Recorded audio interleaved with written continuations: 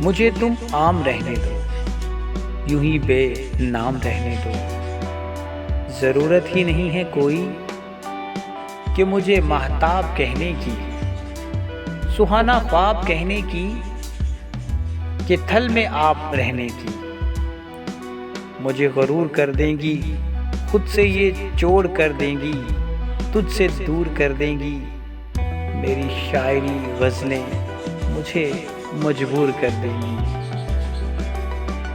بگاڑو مت میری عادت، نگاہ کو حیا کہہ کر، لبوں کو بے وفا کہہ کر، ہنسی کو ایک ادا کہہ کر، اداؤں کو قضا کہہ کر۔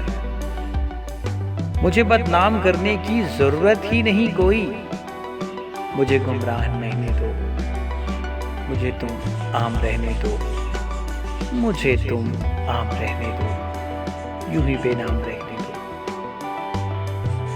ضرورت ہی نہیں کوئی، ضرورت ہی نہیں ہے کوئی کہ مجھے ماہتاب کہے، سہانا خواب کہے۔